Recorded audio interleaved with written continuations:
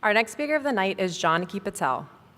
Janaki Patel is a University of Pittsburgh alum with a major in neuroscience. She will be pursuing a career in neurology with hopes to specialize in stroke of neurophysiology. Janaki loves teaching, learning, helping the community, serving her patients, and helping all those in her life smile just a little bit more. At medical school, she co-founded RU Synapse, a mentorship program for undergraduate students. She also created RWJ Day, a seminar series designed to have medical students help undergraduates get truly excited about the science of medicine. She loves to dance, read, paint, watch football, and spend time with her loved ones in her free time. Please welcome Janaki Patel.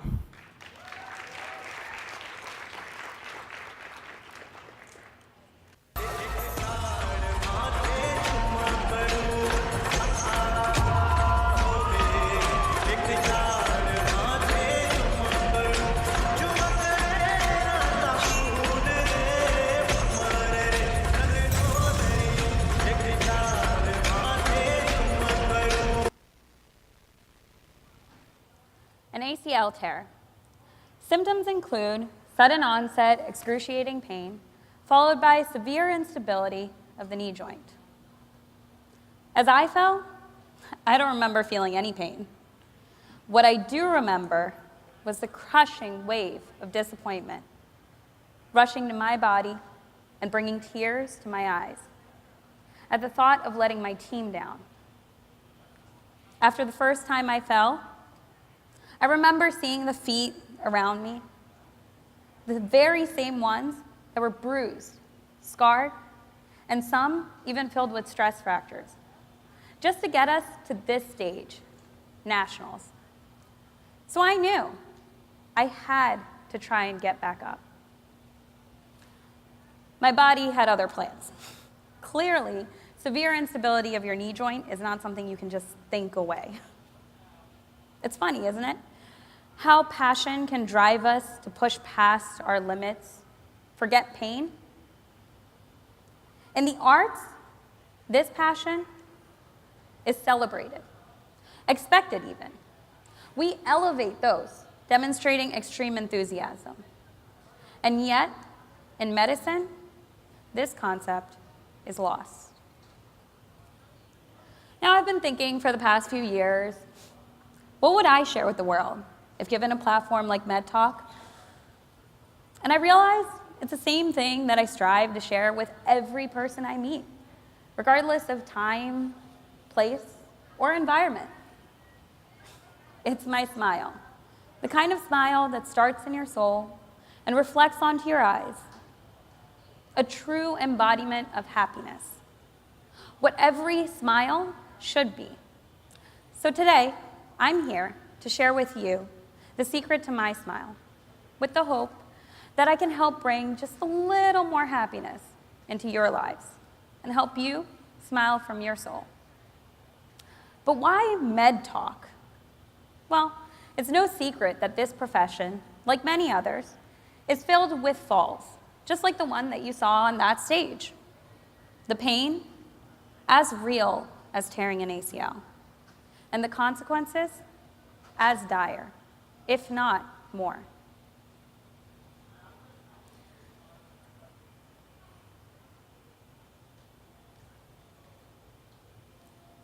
So today, I will share with you my stories and help us smile just a little bit more. But do we all really fall in medicine? Well, in medical school, as we grow in age and gain new burdens, like everyone does, we are now asked to simultaneously cram information at a seemingly inhuman velocity while being underfed, sleep-deprived, broke, and often isolated. And then, in residency, we are asked to perform under conditions that make us miss those medical school days. Being made to feel as though being barely alive is simply just another expected state of being. And then, as an attending, when it's all supposed to be better, we are now expected to be perfection. So how do you keep smiling? with such heavy burdens resting on your shoulders?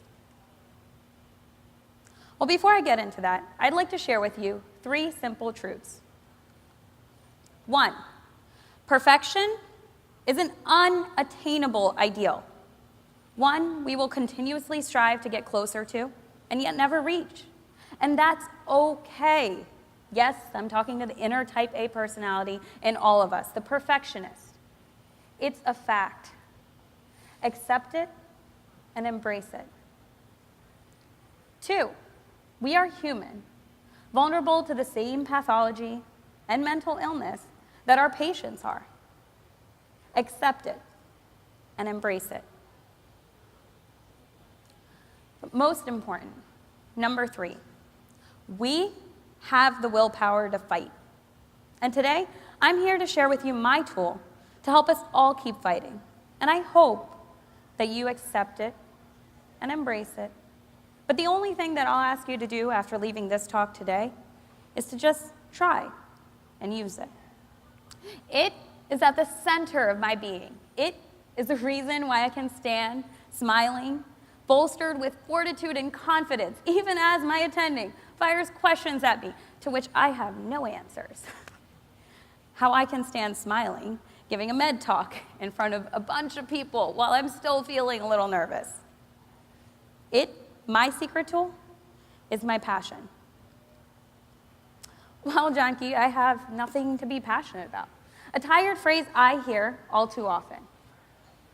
When my Eagles were soaring to that Super Bowl trophy, I cried tears of pure passion with my city. And true, it's not always in the form of a loud, rowdy Eagles chant.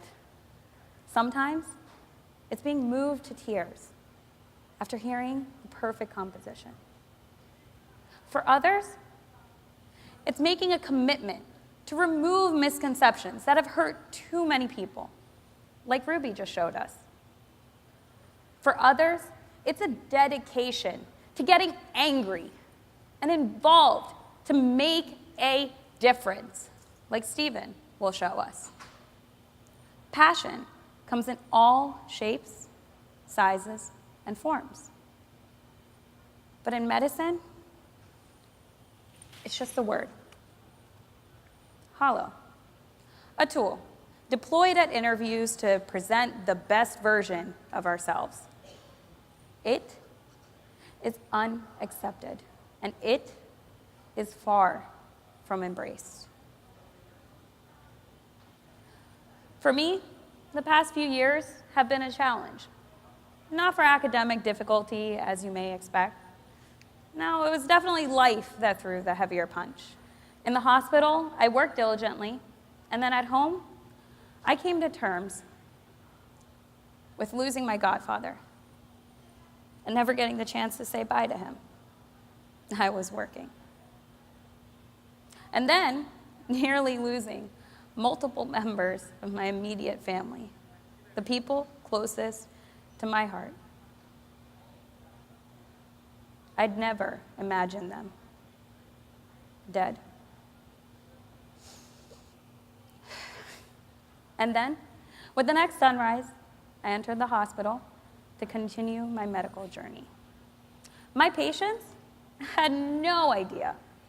I'd venture to guess that most people in my life, attendings, residents, patients, peers, alike, had no clue that any life-changing events had even occurred.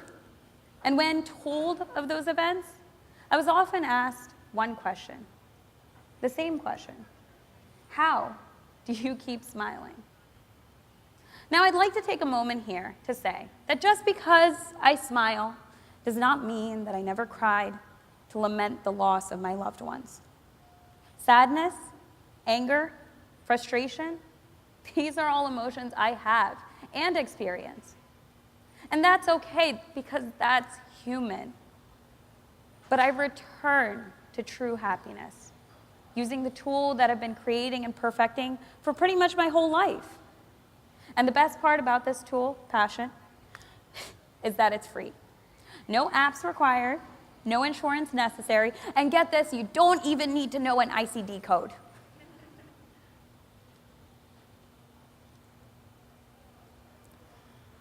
So I'll be sharing with you my story as just one example.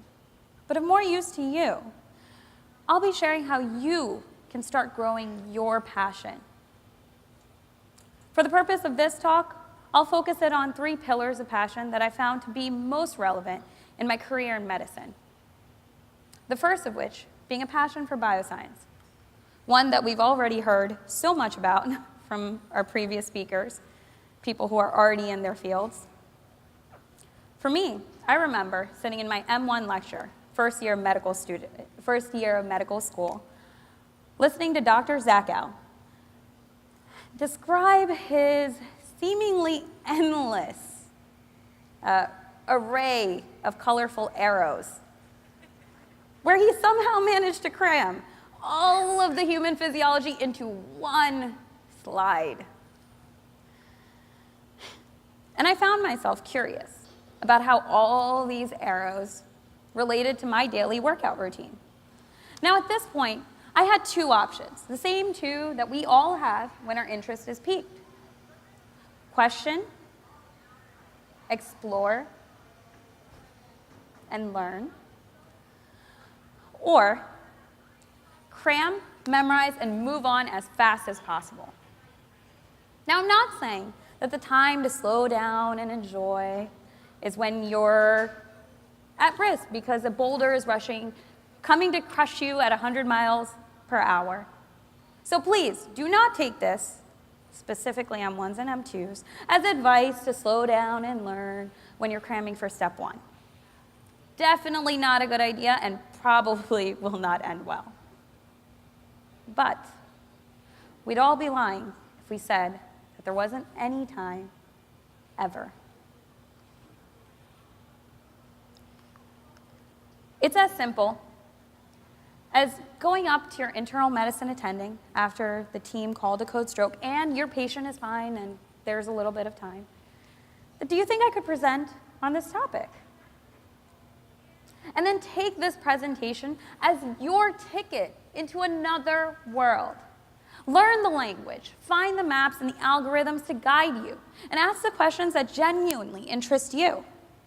The great thing when you pick the topic and you present is that you are the travel agent that gets to decide exactly where this journey will take us.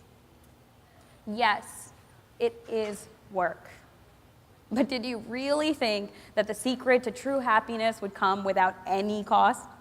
And considering the fact that I'm a broke medical student, I'm just really glad that it didn't involve money because I have none of that. The next pillar is passion for teaching. Now, I've loved teaching for as long as I can remember. It was always my chance to recharge, watching as my students struggled through their critical thinking journey. The best part is always when they found the treasure, the aha moment, as I called it, when it all made sense and their faces would light up. And there's a special sort of happiness that we can all get guiding someone through this journey and watching them discover, understand, and truly appreciate something that means so much to us. In medicine, we're all given the role of instructor or teacher, as we've heard multiple times today. And it never really ends, whether we secretly like it, like the cranky Dr. Cox on Scrubs, or not. So instead of allowing the time that you share with your students or your patients to pass by as a chore, stop and breathe. And recognize that you will be forced to teach. So you may as well, A, guide your students well so they become proficient and able to actually help the team and you. And B, enjoy their aha moments. Because the joy that you get by helping, being a part of this journey, your students' journey, will culminate into a passion that gives you far more than it could ever take. The final pillar, passion for humanity. This, above all, is the soul of medicine. Commitment to the very people who entrust us with their lives I felt the strength that my passion for these people lent me the first time she looked up from her bed. She held her stomach as if protecting the child in her womb with an extra layer would somehow help. Her eyes darting from physician to husband in confusion. She didn't understand. And in that moment, it didn't matter that she was my first patient or that it was my first day, and seconds prior, I had been apprehensive about what my attending would think about my skills. It didn't matter I'd never spoken Spanish in a healthcare environment before, because her eyes were begging. Please, just tell me. And then there was no fear, only strength. Strength that her need had given me. And from that day on, I realized that though I might be hungry and I might be tired and I might be stressed, and God knows I will be because I already am, and I've heard it's all downhill from here, my spirit would never dampen as long as I remembered to look into the eyes of each and every single one of my patients and their loved ones, to hear their need above all. This lesson was taught to me by my mentors past few years. People who have been in this profession for years, some even decades, and still find it within their hearts to smile. And I've noticed that the fuel to keep their smile going has always been their passion for their patients. Now, this isn't to say that doctors who lack bedside manner have somehow forgotten their humanity. From what I've seen, most have just felt too much pain. And there's no doubt that if we empathize with our patients, we will shoulder some of their pain too. So then how do we allow ourselves to feel their hurt and walk home to our families unscathed?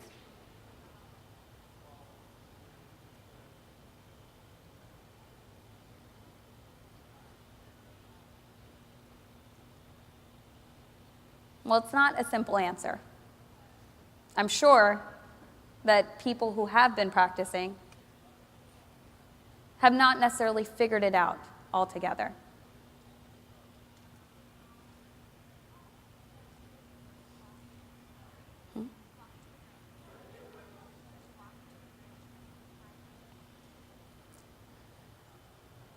So I implore you, try this just once. Scenario might be a little different.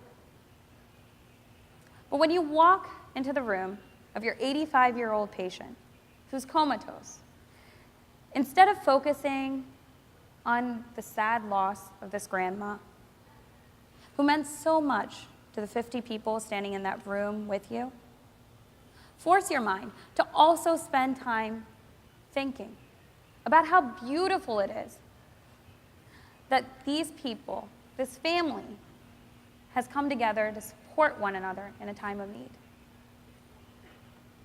And how great an impact this one soul had on all of the lives that it touched. That's what I think about when I think about the godfather that I lost. The scenario is simplified, and we only wish that silver linings were as easy to find, and I concede, they're usually not. The good news, we have help. Therapy. No, she didn't. She said the word.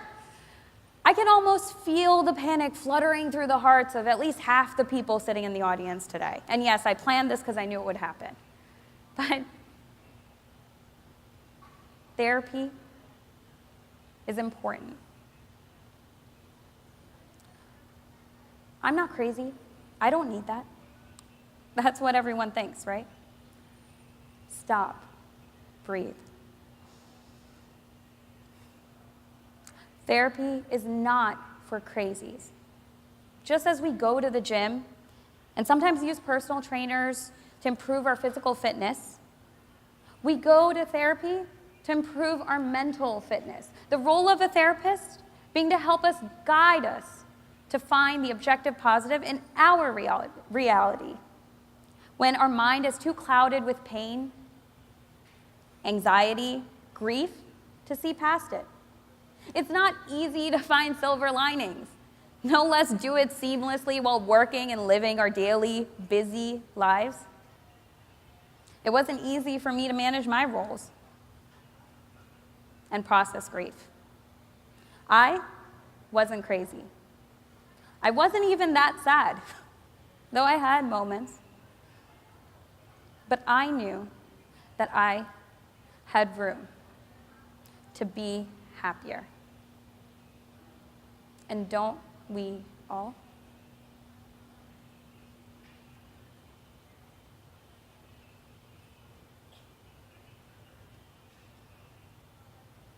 So I went to therapy to make a commitment, a serious commitment to my mental well-being, knowing that just as one person can't build a road alone, one individual can't change the entire neural network of their brain to think positively alone or in one day. And if you're still not convinced that therapy is beneficial, then feel free to talk to me after this talk, and I will give you the boatloads of neurocognitive research that exists to support how much therapy can be beneficial in rerouting physical pathways, neural networks in your brain to help you be happier. Trust me, I could talk about it forever, but I left it out. So the answer to my original question is yes.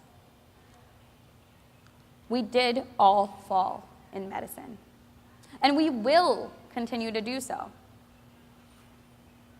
But let's get back up each and every single time. It need not be the falls that we hear, see, or remember. When I look back at this video, I have pride because I had the fight in me to keep going and the passion to dance my last dance with my beautiful team together. And I look at my medical school years, and I remember the amazing bonds that I've shared and built with the remarkable people that I've met, patients, peers, mentors. And I remember my journey fortifying my pillars to withstand the strongest of negative winds. Many of us have had countless loved ones supporting us in this path of medicine, whether it's making food and shuttling us off, or just giving us a hug when we need it. And a building may stand leaning on supporting beams. But if the foundation is not strong, it can and will crumble the second that it is truly challenged. You are your own foundation. Mental health and true happiness make that foundation strong. So I've shared with you the secret to my smile. And I've even shared how you can build your own.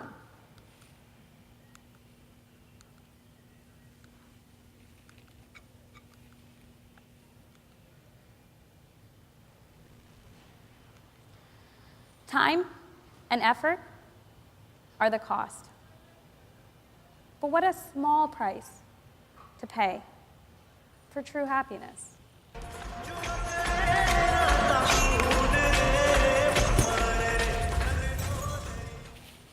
Build your passion and find your smile.